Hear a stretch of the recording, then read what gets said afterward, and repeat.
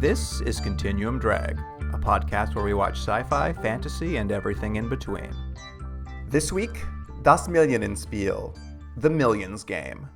Sagen Sie, was denken Sie von diesem Spiel? Finden Sie das geschmacklos? Finden Sie es menschlich? Sehr modern finde ich das, ganz prima, ausgezeichnet. Modern, es heißt Leute abschießen? Ja, nicht nur, aber den Sinn mal wiederzugeben.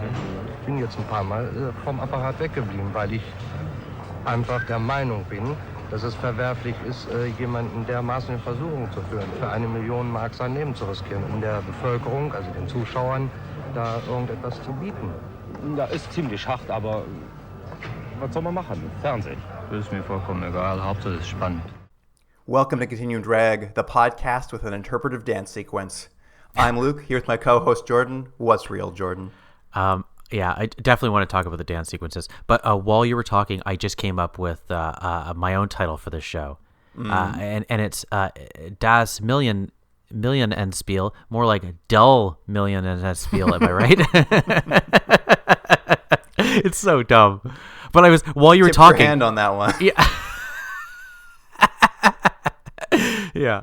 Well, we're watching a German TV movie from 1970, Das Millionenspiel, or in English, The Millions Game.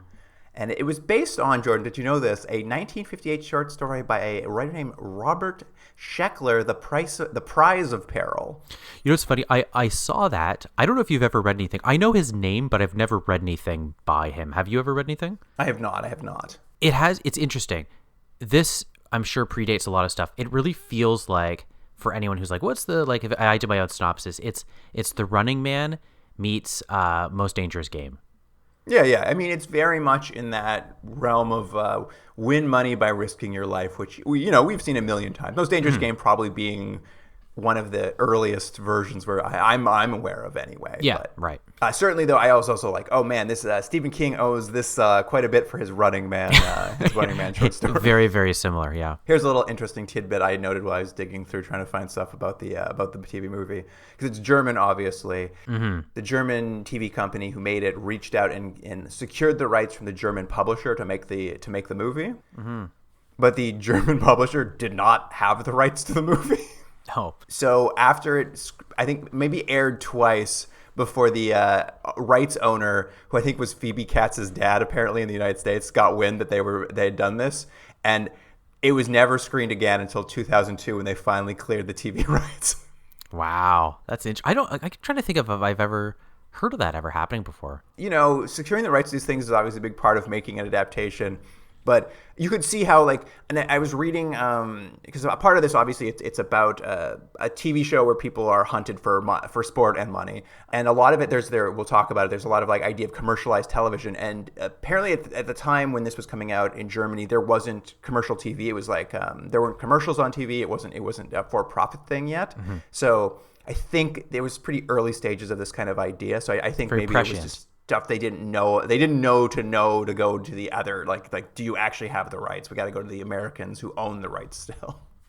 Well, I did see one thing about this, and I don't know if I believe it. I saw a thing in it saying, because obviously this is shown in a lot of ways like a real TV show, like you're saying. You see the show as a viewer would, with an audience and stuff, and then they also cut to commercials in a similar way to like how they used it, like RoboCop. This is the first thing that kind of comes to mind. But I saw an article that said when this first aired, people didn't know it was a TV show and thought it was a real game show and were applying. And I was like, there's no way you watched this and you thought this was a real TV show, because you see behind the scenes and you see all this other stuff. And I was like, if they had done this straight, like, remember we watched that documentary Ghost thing? Ghost Watch. That makes sense. That was done like pinpoint perfect. Like you'd watch that and go, oh no, did I just watch an actual documentary? You didn't feel that watching this show. Like there's parts of it, I did read that too, that it was just like the classic War of the Worlds panic afterward. I was like, I think these are apocryphal, these stories. Yes. A very small minority of people would not have been able to like judge this fiction from reality, because it's pretty heavy fiction. Like it's not trying to hide it from you. Well, that's a good point. They're not trying to hide it. Like, they're doing everything. They're showing you what it's like for the studio audience. They're showing you what it's like behind the scenes in the control room. They're showing you what it's like for the guy running. They're showing what it's like for the interviewer. So, like, they're giving you all aspects, which is great because you get the whole world and kind of they show you how it's kind of put together. But, like, at no point do you think, like, you're not watching a fictionalized television show. Yeah. Well, we'll get into it. I've got some notes around that too. But let's get started. Here's the IMDb summary for Das Millionenspiel. A candidate in a game show is hunted by 3 men. He will get a million D-mark if he survives for a week. The hunters will get the money if they kill the candidate. The audience of the show is watching the transmission of 20 camera teams filming the hunt. The showmaster appeals to TV viewers to help either the candidate or the hunter, whoever they want. And that was courtesy of Mirko Thesian. Thanks, Mirko. There's a couple things. One, I think they actually mentioned in this show, there's 23 camera teams, which I like. Yeah, I also was like, that's not correct. It's 23. It was just a very specific number that I was like, oh, interesting. So the whole thing, we'll just say the premise, because then we'll talk about it, is, you said it, there's a guy, and he basically has, I think it's a week, correct? A week to sort of avoid these people who are chasing him, which I think anticlimactically with, like, submachine guns, I thought maybe have something a little more interesting to kind of, I don't know, there's something like boring about just watching someone like mow people down with a machine gun. Also, there's no way people aren't hurt all the time in these shows if you have something like that. But the actual how it's done, they go like, well, we have camera teams all over this, and a lot of times throughout the show they'll be like, we lost the person because we can't find them. But I don't know if it still works entirely, like the way, like wouldn't the TV team always like tip the hand, like, because you'd always just see them, wouldn't you? Know what I mean? No, for sure. I mean, there's a lot to talk about. Maybe we can start there if you want. Yeah, there's the idea that there's 23 cameras following him, and that sort of, obviously you would think that would give away to the hunters probably where he is.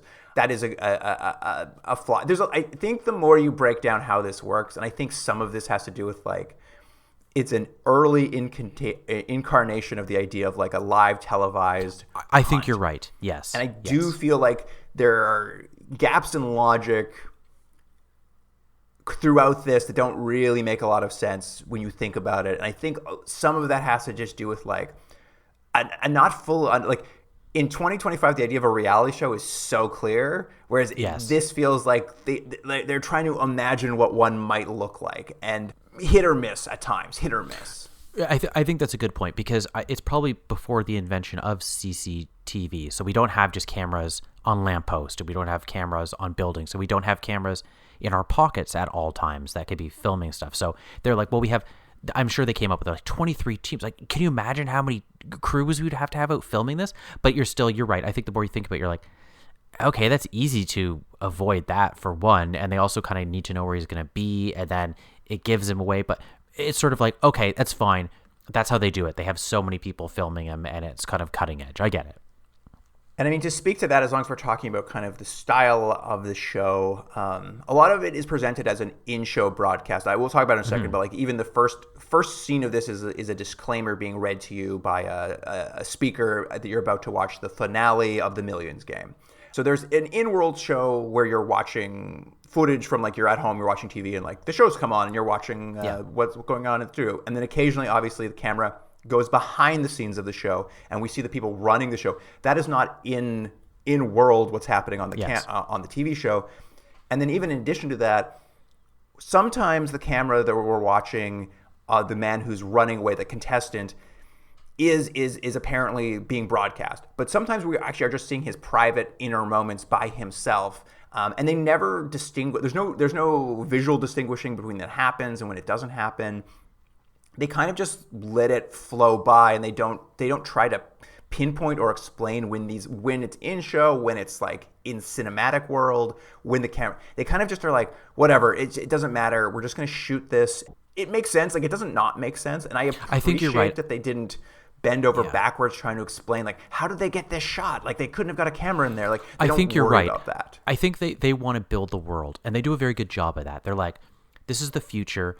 It's going to have all the conversations you think they're going to have, like the morality of this sort of thing, the possible crassness of this capitalism gone awry, this just the right and wrong of all of this, and what our intentions are. Does that matter? And that's where they're kind of they're more interested, and they're sort of like, they're not going to spend all the time going like, you just get in the world and they go, there we go, you're fine.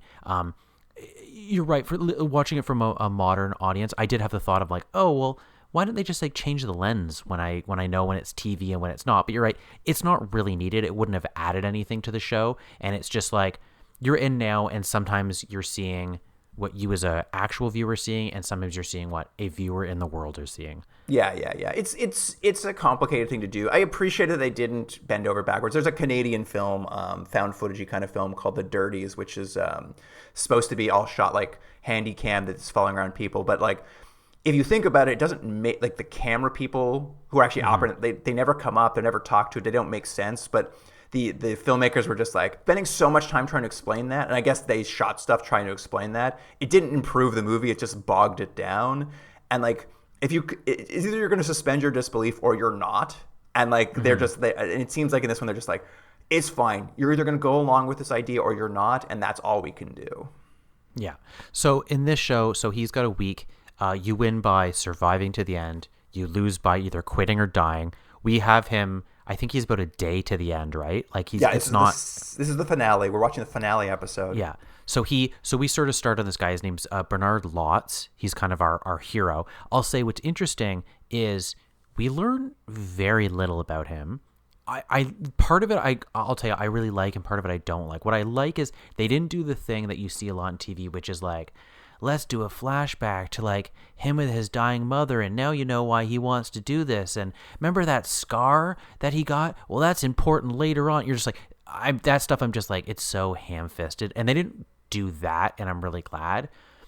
The thing that I wish they hadn't done is they spend a lot of time going back to show like how he got on the show. We're like, here's a time he flew an airplane. Here's a time he did this, and I was like, why are you showing me that? Is that more interesting than the show I'm watching? Like, stop cutting away to this. Like, I was like, if you want me to be invested in him surviving, that should be enough to hold my attention. I don't care about the other stuff. I just didn't think that added to the world. Is that a fair thought? I disagree, but it's a fair thought. You do disagree? I do disagree, but you like that part where they showed him? I did like that part. Yeah. Oh, see, I was just like, honestly, I was like, I can't believe like. What it felt like to me was they didn't think what they were doing was interesting enough that they're like, well, we got to go back and show this other stuff. I'm like, well, why didn't you just add that? If he has to land a plane, why didn't we just have that part of his survival this week? Why didn't we just watch it that way? Anyway, we're jumping. That's like the end of the episode. I know. I'm sorry. It's fine. Let's try it out. Let's go back just so we could like follow through on some notes for people. As we said, it starts at an in-world broadcast with a disclaimer about the show that kind of sets up that this is the 15th Million game that's about to end, and it's broadcast on Trans-European TV, and of course sponsored in a classic dark future way by an Uber conglomerate that goes by the name Stable Elite. Mm-hmm. Yeah, sounds scary. Scary name. And the show is run in accordance with the new 1973 Progressive Recreational Activity Law, letting you know that there's some sort of dystopian government that's put a law into place where you can shoot people on TV. Yeah. There you go. There we go. We got that unpleasantness away. And we go into the broadcast with the contestant Lotz waking up in a hotel room. As you sort of explain the rules to the show, Jordan, and in the movie itself, he turns on the TV, and a helpful TV broadcast then gives us this exposition for how the game works. Yeah, which I thought was great. Let's, it's like, I'll say, I thought the first 10 minutes or first 15 minutes of this, I was like, oh man, they were just like hitting everything. I'm like, spot on. It was like efficient and fast. You got the world, you got who he is, what's happening. It was great. Then I feel like later on it got bogged down and stuff, which you didn't feel like that, but we'll talk about it. But the first chunk, I was like, amazing. Also, we haven't said the theme song for this show is 10 out of 10. Well, so we've talked about the rules for the contestant. He can win 1 million German marks if he survives for 7 days. Mm-hmm. But there's also a team of hunters out to get him, 3 people, and they will get a bonus if they kill him in the last 3 hours. So there's incentive to make the TV more exciting, essentially, like to keep him on the run but not kill him until the final 3 hours. And you sort of you asked about, like, obviously they're running around with submachine guns, so there seems like there'd be a lot of collateral damage. They do mention, though they never clarify, that the hunters will, quote, lose points for damage to property and civilians. And I was just like, what does lose points mean? Oh, I did miss that, because I know they had said that him, the contestant, he couldn't harm anyone, and they made that point, but I didn't hear that point about the losing points.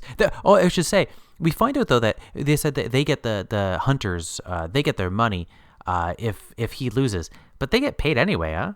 Yeah, it was weird where they got paid. I think it's a bonus. They get a bonus if they get him. It's from those points that they didn't kill anyone. And just to get out of the way, there's a couple additional rules that will come up throughout the show. But like the idea that there are helpers potentially, like people can call into the station if they want to help Lots get out of a tight spot. And they'll like patch that person through to, Lots has a little radio on him or a little walkie-talkie. And so people at home can like, which is interesting, the idea that the home audience can engage, sort of future looking of like calling in to vote for your favorite singer. But like they can call in and engage.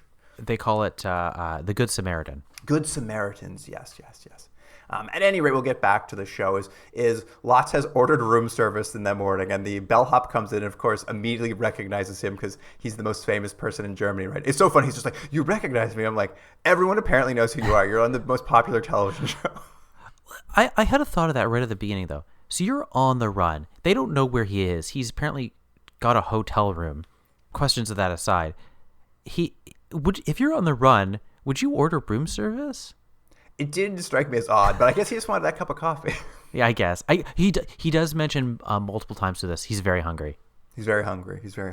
And the bellhop's just like, oh yeah, the chambermaid recognized you too. And Lots is like, oh no, did she rat me out? And he looks out the window, and like the hunters pull up and jump out of their car, and the hotel bellhop is just like, here, I'll give you some tips on how to escape the hotel. And you're right, he escapes. He's running these camera freeze frames, and they do have like an incredible title sequence. Like it's really long, but it's like great music, great 70s fonts. It's for like Das Millionenspiel. Yeah, it was great. It was really, really good. And then we go into the large studio where the show is broadcast from, with a huge live audience, and the host, a very 70s style game show host for the Millions game, comes out, and he's got his own dancers with him, colorfully leotard clad dancers to intro the show. So here's another point. I think you and I are going to disagree on this too. I think this was great. I love the idea that this is like a spectacle, and it's so big. It's like the Super Bowl halftime as well. You know, it's like they have dancers and all this stuff. I appreciate that. What I don't need to see is almost 3 full complete dance numbers. I was just like, all those dance numbers. I get it. They just kept going, and I was like, the one I really liked was everyone was dressed like Teletubbies. That's the one I really liked. But so this is also spend some of the show as they'll be going back to the studio audience to talk to this host who's going to do things like interview people in the audience about what they think about Lots and the show, and they'll cut away to like on the field interviews with people who they're like, is this show good or bad? And you get the very, very boilerplate like, it's bad because people are hurt. And it's like, it's good because it's entertaining. It's pretty boilerplate morality stuff. They like cut away to. But it is what they're interested in, because they go back to it multiple times. Like you get several times, you have them get people's opinion, whether it's on the street or whether in the studio audience. Like they keep mentioning it, which I couldn't tell if it was like you're saying, it's boilerplate. Maybe it was too much, or it's just that we're so far removed from these not so far removed from conversations. We've heard them so many times, right? Yeah, and occasionally they'll also interview like someone who helped or someone who hindered Lots on his journey. They interview that chambermaid who ratted him out. Like she's the only one in the show who rats him out to the hunters. Everyone else tries to help him, and they're like, "Why did you do it?" And she's just like, "Justice." I was like, "What? Justice?" Something happened. She's just like, I wanted justice. I'm like, it's against this guy you've never met. Maybe he didn't tip or something. Oh yeah, maybe. She did bring up that chamber pot. Yeah. And then in addition to this, as we sort of mentioned, the camera will then occasionally wander outside of the show, then behind the scenes to kind of see the people running the show, taking calls from the audience, making sure they're trying to track lots, who they occasionally lose with the camera teams. And they tease this idea that the behind the scenes people are having to, force the reality of the show to make it more exciting. Like that, you can't just trust that like what happens is going to be exciting. You have to make sure, you have to kind of drum up some drama occasionally. But they never really lean into it. The idea of like the evils of having to make this show behind the scenes are never, they tease it, but they never get into it. I'm glad you brought that up because that's something I would have liked more of. Again, maybe not a fair criticism, but I liked that feeling. It's funny. I think you and I were just talking about this. Or I mentioned it in passing a few weeks ago. I watched Rollerball for the first time ever, and that's really the feeling of this. Is like there's this evil corporation or evil people in charge, kind of pushing this thing, and in that movie it stays very vague. And I was fine with that. And this, like again, they sort of hint at it, but I was like, yeah, like I think that's interesting to see that. His struggles aren't enough. They're like, well, it's not enough for TV, so we're going to throw this in his way, and we're going to throw this in his way. And, he beats these obstacles, and I would have liked a little more of that, because that's the one thing I don't love in this, is that I find his actual surviving and running around quite dull, as I mentioned in the beginning. Like, I would have liked to see, like, had a feeling that I'm like, oh, he really has a lot to do, where it's like, he's in a room, he jumps out of the room, he goes into another room, a different room, he kind of jumps out of that room. I was like, I didn't really feel like there was an escalation of how difficult this week had been. And maybe it's because we're at the end, I'm not sure. I think what it is, Jordan, you're not wrong. I do think you're not incorrect, is that they don't quite know how to execute some of the stuff. But I think part of it is too, they're leaning heavily into like, how would this happen in reality, as opposed to being like, how do we escalate an actual story? Because often it's just like him cowering somewhere for a while. It's like, yes, in reality, that's what he would be doing. But for a TV show, we're like, can we have some drama, please?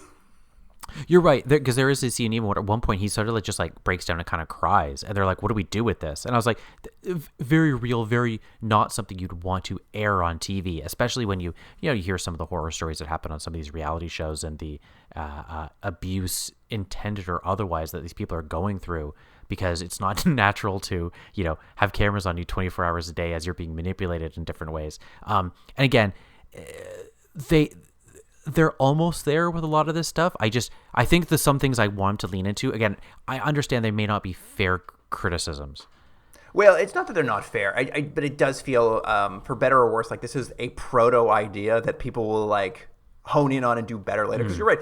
If you're going to have it where you see him just breaking down in a room because he's just like can't take the pressure of being hunted anymore, and then the show needs to be about cutting back to the control room, and they're just like forcing him forward. And they do it a little bit, but they never quite figured how to make it like actually like the gears of the narrative never quite click into place. Right. Anyway, we'll cut back to the actual broadcast where we see Lotz. He's run away from the hotel. As you said, this is where he sneaks into an apartment building where he'll cower for 20 minutes in this apartment building. And we see the hunters sort of, and we're sort of watching kind of we can tell we're sort of watching in the show now. The cameras on the hunters, they're looking up and down the street. Where did he go? Which one of these buildings is he in? And then like the most frightening musical sting happens out of nowhere. It's just like, I'm like, what is happening? And it cuts to a hyper-sexualized close-up shot of a woman licking her lips, and as she licks them, the corporate sponsor Stable Light's name appears on her lips, and they go into commercial. And this will happen throughout the shows. There's like 5 or 6 commercials throughout the show. They'll suddenly, this very like startling musical sting happens, and they just cut away to an insane commercial. Anyway, I thought we could maybe just go through the commercials. Sure. Well, the first one you're saying is they all have like a real sexualized tinge to them, some more than others. But the first one is, I can't remember all the images, but it's like it's for like a birth control, you find out, called Ellie Love. Yeah, Ellie Love, a birth control injection, and the image goes from the sexualized lips, hard cut, to just a woman's nude butt laying down, and the camera just pulls back on it. and there's just a nude woman laying there, and then someone just injects her butt with this thing, and then it cuts to her just like kissing a guy, and they're like, now you can have sex as much as you want. Ellie love. Yeah. It's again, it reminded me, and I know this came later, it reminded me a lot of RoboCop the movie, more so than the not very good TV show we watched, where they were really trying to this whole feeling of this, of like everything's kind of pushed to the limit. So these commercials are also pushing the envelope of what you can put. Yeah, no, for sure. As I said, like a lot of this feels proto something else. Like someone else is going to master the idea they have here. Well, do you want to talk about the second one? Yeah, well, they do 2 commercials for something called Quell Monte Carlo. That's which, right. In my opinion, were the most boring of all the commercials. They're just like fisheye lens footage of people having fun in Monte Carlo. And then they end with people taking a drink of a clear liquid that they call like a rejuvenation beverage. And then those people start kissing. But I was like, what is this booze? Is this they did 2 of drink? them. Yeah, I thought it was alcohol as well. And they sort of, on the second commercial, sort of imply that it's a bit of a sexual performance drink. Yeah. Because they're sort of like, you drink this, you'll be like, you're going to be rock hard all night. And I was like, oh, isn't that just whiskey? Yeah, I don't know. It was weird. I was just like, I don't know what these commercials, and they were the most boring of them, because then the next commercial we see is for the Zero pill. This is my favorite one.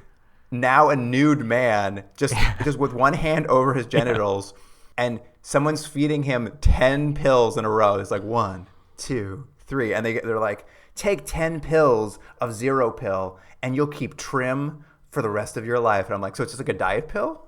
Yeah, it's Ozempic. But what I liked it because he was already like, I don't know if the joke was the man was already like painfully thin, and they just kept giving him. I'm like he doesn't need any more pills. He's like 100 pounds. Well, that's what keeps his body so thin. Is those pills. I suppose. And then the next commercial was I assume directed by Alfred Hitchcock. Yeah, Cling Clang Knives. Cling Clang Knives, and it shows a woman, and she's showing off the various varieties available to you of Cling Clang knives for peeling, paring, etc. It feels like a Tefal commercial where they're like, and then also get the paring knife. Don't forget about the knife for filleting. And it's a long commercial where she just keeps telling you like, this knife does this and this knife does this, and like the camera keeps pulling back or pushing. I can't remember. Anyway, the camera keeps pushing in maybe, and then an announcer comes on, and he's just like, and there's a Cling Clang knife for people who talk too much. And she gets stabbed in the chest by a knife. I know. That was the one that really made me feel like a RoboCop type thing where you're like, oh, it's so extreme and so like horrible. What is the society we're living in? Which I think is what they're kind of doing with these commercials. But this part I really liked. I liked what they were doing, and the whole, you're watching the show. Well, it's particularly interesting because knowing later that when I read it that there's only public television at this point in West Germany, so they don't have commercials on TV yet. So this is them being like, this is what commercials in America will be like. Oh, there's one more I think we forgot to talk about. No, we haven't talked about it. Institute Cento. Yeah, is this the hair, the wig one? Yeah. A woman is driving in her car, putting on a wig, putting on her makeup, and the voiceover comes on and it's just like, you always want to look your best at the office, but shouldn't you look beautiful for the place you only go one time? Heaven. And then it cuts to what I assume is her corpse getting a beauty treatment at a spa? Yeah, that was the part I wasn't sure. I was like, hold on, is the ad for like hairdressing after you're dead? That's what this was? It was weird. And because after they show this, they're just like, send in for a catalog. I'm like, what am I like?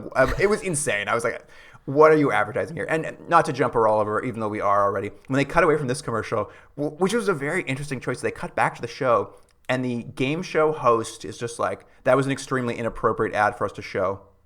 He's very upset about it.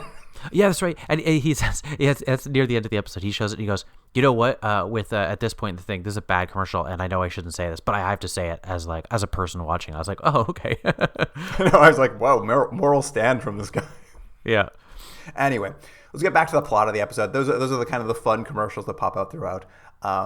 Lots is pinned down in this apartment building. There's no way out. He's exhausted. But this is where one of the Good Samaritans calls, and they put him on the walkie-talkie. It's so funny. The Samaritan's like, I used to live in that exact apartment 12 years ago. We like drywalled over a window in the bathroom. If you go punch through it, you can escape. And so he does. He like punches through, finds a window. As the hunters are closing in, he gets out. And as he's running away, a smoke bomb goes off. And they're like, a woman in the audience paid for a smoke bomb to go off to give him cover as he ran away. I was just like, what is happening?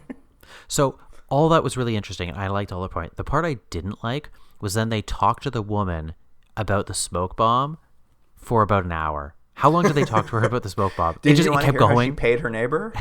It just kept going and going. And like, again, I think it's your point. Like, the realism they're going for works. And it's like, but as a TV viewer, I was like, are you kidding me? I don't need to actually watch an actual interview that goes on for actual minutes while I'm just trying to get to the end of this thing. It is very much this idea that, like, I think they are leaning to sort of a little bit of, like, in a live show in the 70s, you would just have an interview for like 15 minutes with just some audience woman who has not much to say. And like, and you mentioned it, like there's a bunch of dance sequences. Like they fill time a lot. Like there's 2 dance sequences, one at the start, one in the middle with the leotard people. They bring out the million singers who sing a song in English to us for a bit. Yeah. And at one point, the guy's just like, they lose track of where Lotz is. They're like, well, we're going to bring out the Parisian Opera wants to present you with a new show. It's a vaudevillian ballet. And these people do a funny ballet. And I was just like, why was the opera putting on a ballet? I don't understand. Yeah, it's one of those things where I give them credit for, again, going for the realism. I think you're right. It's like, this is what would happen. You'd have this woman is a bad interview, so the host has to kind of vamp a little bit. I'm like, but I'm still watching a television show, so you have now written in a scene where someone is being interviewed poorly, and it's purposely supposed to be boring and dragging. It's boring and dragging for me. Anyway, we'll keep moving. We'll get back to the plot. Lotz he's escaped. He's still on the move. I think he stops and finds a kitchen where a woman like helps him by feeding him with giving a little food because he's so hungry. Mm-hmm. A reporter drops in. Apparently, all the reporters we see in this who like talk to him on the street are actual like reporters for this TV station. They're like, so they just use real reporters, but like. So funny. This reporter comes in. He's like, I found you, and if I found you, the hunters can't be far behind. They're like, listen, Lotz. We used to think you're smart, but now we just think you're lucky. What do you think about that? I was like, did you just call him dumb? It is an interesting thing that they have. And again, I think you made a good point to this sort of like early idea of a concept. But the idea that to get someone to talk, you'd have to have an interviewer. Whereas now you would have a talking head, or you just have people that would be on reality shows who would love to just talk about themselves. So that's what they do ad they know nauseum now. at all You know time. if you're on a show, you have to do a talking head yourself, just to camera. You don't even have to be prompted. And you're going to talk not in past tense. You're going to speak as if it's happening now so they can intercut it, even though you're interviewed at the end of the week. It's this weird reality that we all understand. But you're right. They don't quite have it yet. So they're like, well, how would we get this information? Oh, we'll just have an interviewer that just catches up to him, which is sort of insane that you'd have like someone like a reporter like, hey, so you're tired and starving and they're shooting at you. How do you feel about this right now? But yeah, it goes from this interview, which is a part of the thing is because we're watching this broadcast where some of it's live, but some of it is also pre-recorded from the day. We cut to him. He's somehow gotten out of town. He's walking down a barren stretch of road. A helicopter's flying over him and he's waving at it, so he can't hear the hunters like driving up behind him. And then one of the hunters does a pratfall out of the back of the van. Yeah. But that pratfall allows him to get a head start, so he like runs into some bushes, and it's just like it's all like, what is happening? I'm like, it is like, you're right, like it's like none of this is exciting or makes much sense. And like they cut back to the control room's like, all right, they're setting up an ambush for him at the end of the patch of trees. He's dead for sure. How are we gonna like make this show go on a bit longer? And they're like, oh, we've got a Samaritan we can send in a convertible to pick him up and drive him away. So this woman like comes and picks him up in her car and drives him off. And like they use this for some exposition where they're just like, you know, some people have quit this game or died in this game, or and people who quit, they don't like they're viewed as cowards. Don't you remember the last guy who quit just killed himself this week? So you can't quit, Lotz. You have to like stay in the game. Well, this is the one thing that I thought I wasn't quite sure how this would work. So I understand the idea of you have a TV show and you want this person hunted and you want them to last as many episodes as you can because you want to air as many episodes. I get that. But at the same time, you don't really want him to win because every time they win, it sort of undercuts how dangerous this is. So the idea of them making it almost to the end and then dying is a better TV show. Would you not agree? So I couldn't figure out why they were like, oh, we would have to intervene to make sure he makes it. I'm like, why? You don't want him to make the $1 million. We want it to like that to happen once in a blue moon to keep the idea that you can keep doing seasons and seasons of this thing. And it's such an impossible thing to win. You need that one special person, but you can't look away because of the intrigue of this danger. Yeah, I mean, I think elements of it are there, but as I said, like it's not, they don't quite know how to, like, in this particular case, they have someone save him from this ambush. And because they want him to get a little closer to the end, because if they actually say at the beginning when the announcer like announces like the show's about to start, they're like, and if he dies early, we have another show programmed for you with some great musical acts. The idea that they will have to cut the episode short. Yeah. And when this woman picks him up, they're like, okay, this will be the last time we help him out, like, just because we need the show to go a little bit longer, even though they'll help him out a couple more times. But like, they're clear the control room is the only one keeping Lots alive at this point. And the woman they send to pick him up is interesting because they're like, oh, she's just a good Samaritan. But she feels more like a plant because in the car with him, all she does is tell him not to quit, which is what the control room should be telling him. It's like, don't you dare quit on us. I know you're tired, but don't you dare quit. It'll be bad ratings. And that's what she keeps saying. She's like, you'll be a coward. Don't quit. And then, like, even as she's driving him, he's just like, thanks. Can you just keep going to the next town? She's like, no, get the fuck out of my car. Like, she drives him like a mile down the road and, like, will not help him any further for no apparent reason. I was just like, this would make more sense if she was sent by control room to A, keep him from quitting, and then B, like, just kicks him out because she does not care. It's a good point because I think that would, knowing what, we sort of, looking at it from the present day, looking back on this show, this almost 50-year-old show, what would make more sense is the show to have the quote-unquote Samaritans all be plants. And so everyone's like, oh, you can't, because it would give you that level of control that they would never actually have with people just unilaterally deciding to help if they wanted to or not. It would just, there's too many elements you can't control. So all the Samaritans should be plants if they were trying to have a controlled show. Or like some of it. Yeah, I mean, in a better show or maybe a later done show, like they would understand that idea. Anyway, sort of the next stages of the TV movie are that like the cameras once again they've lost Lots, so they're not sure where he is, and finally word comes in that he's on a train, he's going to be coming into Cologne, and the hunters have gone down there to wait for him to arrive, and this is the time, actually one of the few times we actually get to talk to the hunters, and we get to know a little bit about the guys who are hunting him, and they do a quick interview with them. And it's sort of just like the insinuation you get from it is they're mostly like petty criminals or like smuggler or like people on the margins who took this job because it was a good job. Yeah, it's like it pays well and it's a gig and they don't really care about the moral implications. Yeah, they were already not great people to begin with, so they're kind of perfect for this role. What I do like, though, is they've arrived early. They know the train's coming in, so they pay off one of the cab drivers outside to, when they see Lots, to help him and just drive him somewhere where they can just shoot him. Yeah. And this guy, no problem with. He's like, absolutely glad to help. But when Lots gets off the train and like kind of evades capture there, the cab driver does pick him up, drive him off, and he gets really paranoid in the cab. He's like really paranoid about this driver. And he has the driver leave him at an overpass where he like kicks the driver in the groin and runs off. Yeah, and this was an actual scene I liked because I got to visually actually see his frustration and where his mindset was at. Whereas I feel like there's very few, weirdly for a show about this guy surviving, you see very few scenes of that, like him getting pushed to this point where now he's questioning people and he's acting in weird ways because the stress and the trauma is so great. I was like, that's great. This is an actual good response. I would like to see this more than just him getting on and off trucks and cars and trains.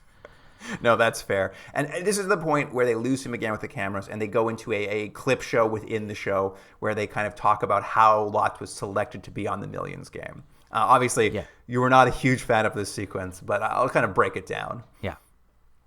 Essentially what they say is 11 months ago, he had applied to be in the competitive games department of TETV. He wanted to be part of it. We see him talking to a guy there. It's weird they would even have this footage of them interviewing a guy who's applying to be on a reality show. Mm-hmm.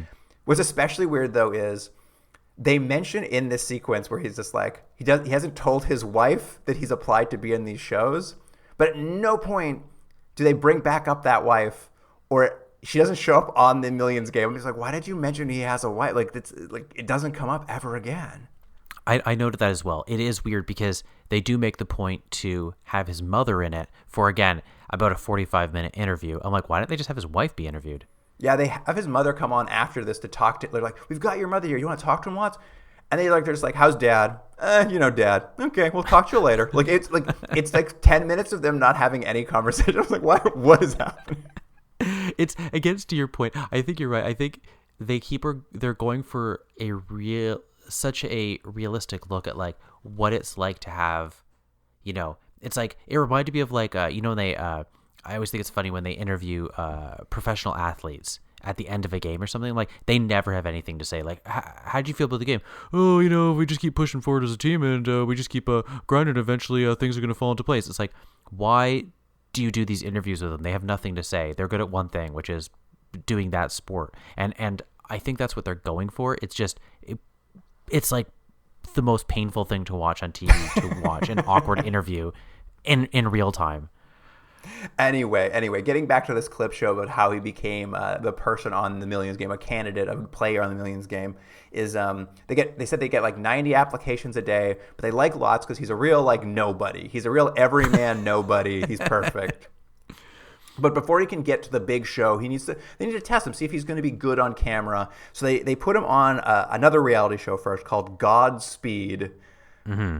Which is a show where they take 54 untrained players and make them drive a Formula One style race, which is a funny idea that they didn't execute. You think this should be intercut with so much stock footage of car crashes and just disaster, right?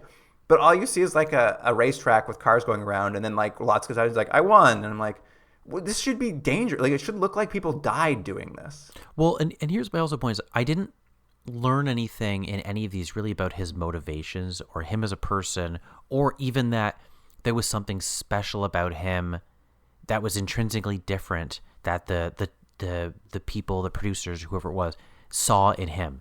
So it's why are we doing this? I didn't get what the point of going back on this was, because it didn't have any narrative purpose other than what a lot of this felt was like spinning plates, and I'm okay, just let's get to it.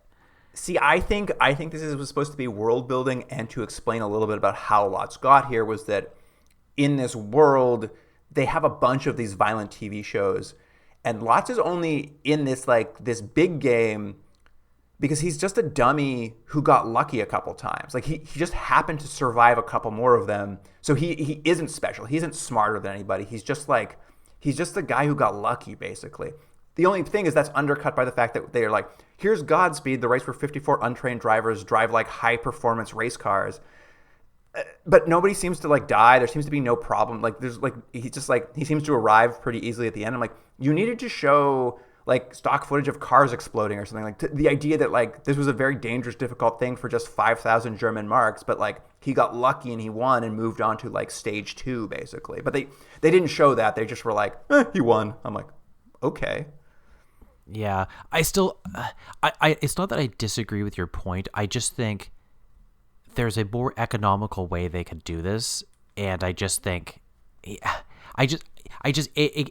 took me out of the show to go back to. I'm you could have just said, you could have commercials for these other shows to world build. You could have just mentioned that there's all these other things. I just didn't need to see it. I don't know. I think I disagree with you on this particular part, because they go into the next thing, which is because he's won, they put him in. They cast him in a new show after that called The Real Thing, which is actually, I was this is a very funny premise for the show. Is they anesthetize someone and that person wakes up in a very extreme situation, and they just have to see if they can survive. Apparently, in general, 8.3% of players fail/die. They mentioned one guy in particular, a guy who woke up on a submarine and just could not figure out how to pilot the submarine, which I was like, that's very funny. Awful, but very funny. And for Lotz's episode, what happens is he wakes up, he's on a plane, he's on a Cessna 100 with 10 minutes of fuel left. And he has to figure out how to land the plane and survive to win the game. And like, the thing is also, again, it's not executed very excitingly. Like, he just wakes up, he's like, oh, I'm on a plane, and they cut to like a plane kind of like ditching on a field. It doesn't look that violent. It doesn't look that bad. And they pull him out, and I guess he's supposed to be injured, but like the crash didn't look that bad. And the danger of it didn't seem like it's in theory high, but the way it's photographed, like, I think partly because it's a TV show from the 70s that didn't have for public access, they probably couldn't do it very well. So again, it just doesn't land. And then I guess from this point there, you're like, and then he got to be in the Millions game. I think it's an idea that's interesting and it could have worked. I just think like the execution wasn't there. Maybe that's a finer point. I think maybe that's something we can agree on, is that it's the execution. I think it's just like, I just think there's so many different ways you could have done this, and I don't know.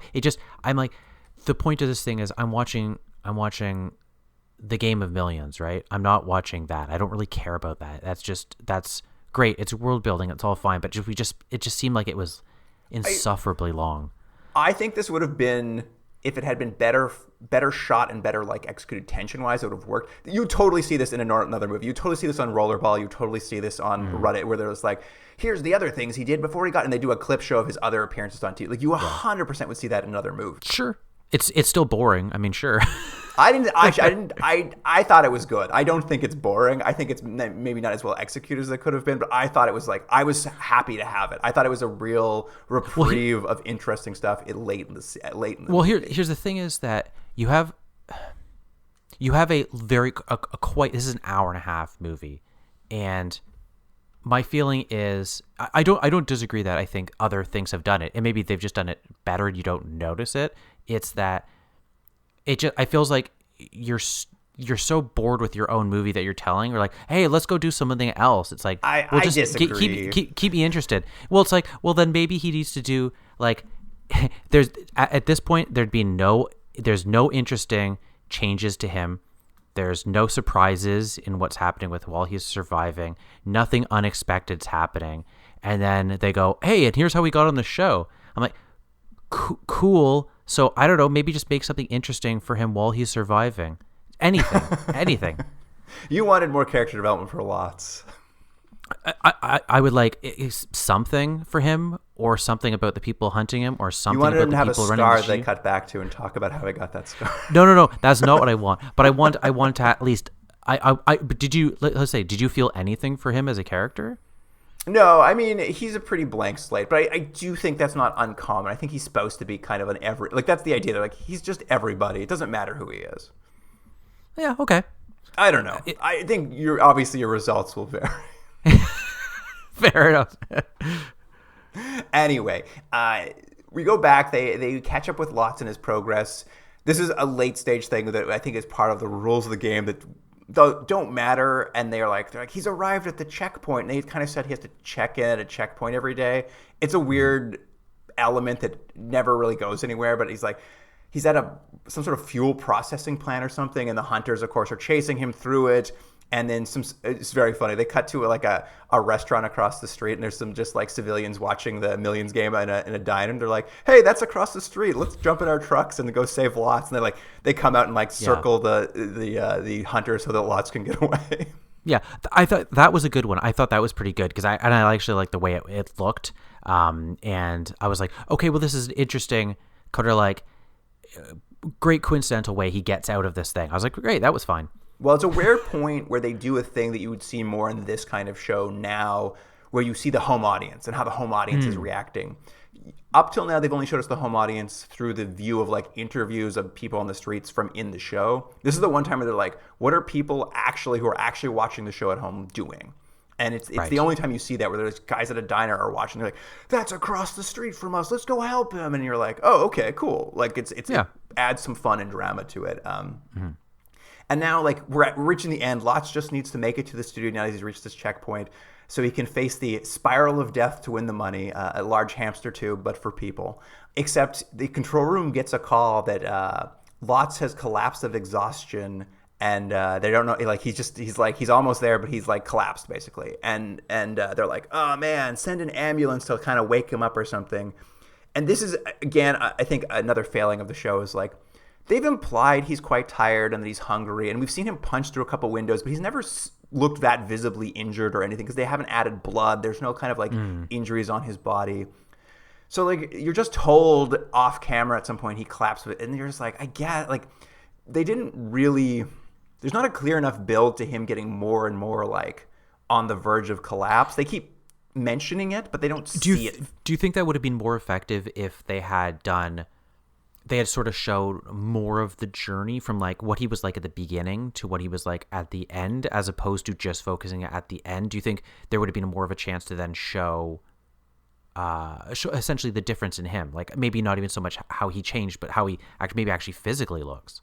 I don't think you need to go from the beginning. I think it's fine to do in the final episode. I just think if you had him wake up in the morning, we needed to see him physically deteriorate across, like when he punched the window, like give him a gash so he's had to wrap his arm in bloody bandages and he's like bleeding. Like, so for the rest of the episode you're watching, you can see he's bleeding out for the rest of it. Like something to like show his physical degradation more like clearly, that he's getting weaker. It's becoming more of a struggle.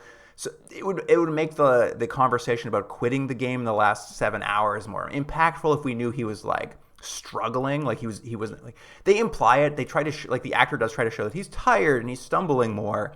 I just think like from a visual standpoint, he looks like a guy who's like it's fine. You can go a little further. Lots, calm down.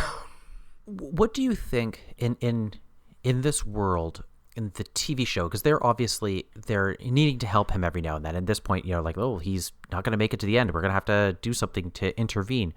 How much do you think the audience knows that they're doing these sort of things? Because they don't at all, right? Because it would ruin the game for you as a viewer if you know, oh, they're tipping their hand, Well, this sequence is the sequence where they most get into the idea that the control room is manipulating the events. It's still like pretty wishy-washy. They don't quite know how to make it as evil as they need to, I think. But the idea is like they're like, send an ambulance out there, get a doctor, get him up, drop him just outside the studio, outside of camera range so he can walk by and get inside. And then the other control guy's just like, this is good. The hunters are trapped over there. They're not going to make it to the studio in time. This gives us time to get them to the studio for the finale too. So the idea that like they're almost at this last moment of the show.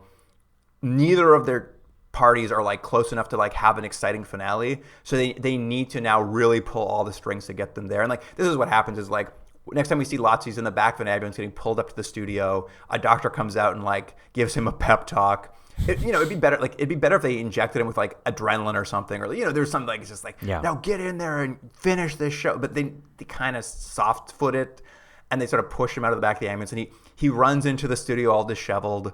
And he's at the top of this like hamster tube, and they're like, "That's it, you made it. It's time it's the for death the spiral, death Luke." spiral." You know what I thought was funny is, regardless of my feelings of the show, or whatever, I think it's hilarious that you set up like again 23 camera teams. You have 24-hour footage. You're following this guy for a week. You have other people. Civilians helping or hindering. You have all this stuff happening. You're doing interviews, and you're like, oh, and then I'm gonna add like a tube at the end. You're like, why? That wasn't what the show was about at all. It just was like. This is where I think the game is the most unfair of the entire game. Is like you arrive at the death spiral, and what it is the final run is you run down this hamster tube. There are 3 openings in the hamster tube, one small, one slightly bigger, and the last opening is literally the exit to the hamster tube. The hunters are then given guns with a single shot in them where they're allowed to take one shot at you at each section of the hamster tube. Mm-hmm. So they just get a free pot shot at you in all of them. Granted, 2 of the guns have like flashing lights in the hunter's eyes and like spinning sights, so it's like makes it distracting for them to shoot. I mean, one of the guys just gets to hold a handgun and shoot a handgun. I don't know how that's hard, but he has to run through this basically. We're supposed to know he's very tired, so he's stumbling a lot. He makes it past the first opening, doesn't get hit. The second opening, he has to like jump over a staircase. I don't know what's happening there, but he gets winged. He gets partly hit by a bullet, so he's bleeding. And then when he gets to the final, he has to exit the tube and avoid the final shot. The guy just misses entirely somehow. Like, it should have been the easiest shot. Lots collapses. A doctor runs out and they're like, good news. That bullet just bounced off one of his ribs. He's fine. And then, like, they're like, yay, he did it. Here's a check. They hand him a check on the ground as he lays there unable to move. And they go hand out checks to the hunters. And they're like, that's the Millions game, everybody. Yeah. And that was the thing I thought was weird. It was like, why did they add, like, I know they needed a grand finale. I'm like, but wouldn't you have created some sort of set piece out in the world where he is? It just seemed weird that... Jordan, it's way more exciting to fire live ammunition at a studio audience. I suppose. The way it's set up, the tube is in front of the audience, and the hunters are literally shooting at the audience. I was just like, this is so dangerous. And then we should mention, I think I said this earlier, that they were like, and then they're like, and the hunters get a little paycheck. I'm like, oh, well, good. I'm glad they got something too. It was so, because like the show's basically over. They're dragging lots off. They've handed him the check for $1 million. It like, you know, it's a dark ending, but he's won. Like, I thought he was going to die for sure. But I'm like, all right, he got the money. And then like the camera just is like, oh, and the camera pans up, like, and here's the hunters getting paid. I'm like, okay. And they're like, show's over. I'm like, okay. Yeah, and that's it, and that's what do you call it? Das Millionenspiel. Das Millionenspiel. Yeah, that's it. Your German's better than mine. I don't know. Any final notes, Jordan? You want to get to ratings? Well, I think it's interesting. As always with these things, sometimes we agree, sometimes we don't agree. Or different feelings on these things. There are parts of this I really liked, and there's parts of it I really didn't like. And I think even talking about it, what I can pinpoint it is this idea you had, which is this is like a prototype of an idea, and those parts I like. I like the kind of the ideas, and there's something there, and it's kind of working. The problem for me is the execution ruins it, and I find it just doesn't work for like a bunch of ways. Like I didn't think the killers were very interesting. Maybe their fault, maybe not. It didn't, you know what I mean? Like, if you add these, I don't need backstories on them or something, but like, I didn't really like the lead. I didn't learn anything about him. Didn't really care. I didn't feel there was any real momentum or stakes, regardless of seeing that he was on 16 game shows beforehand. I'm like, cool. I didn't care if he made it to the end, and I didn't learn. That didn't change from the beginning to the end. So it's like, making a thought-provoking show or having all these ideas, that's great. And I think they definitely hit that. But I think at the same time, they do it through a kind of boring show. And that was my lasting feeling. It's like, not that there isn't interesting themes and concepts and there's something there. They've just, they've presented it in a way that I found kind of muddied things. And I know that's looking at it from a future perspective, but I mean, it's the movie we're watching, so that's kind of where my feelings are. What do you want to rate it? What do you want to rate it? Well, I was going to give it a 6 out of 10, but as we've talked about it, I'm now going to give it a 5 out of 10. 5 out of 10. There we go. Yeah. I don't think you're wrong. Like, here's the thing. I think it's a mess narratively. It could use a lot more momentum and drama and stakes. Like, a lot of that. I viewed it as like more of a historical document. Like, this is like a very early version of a reality show, murder reality show that we would come to see like over and over and over again, many decades later.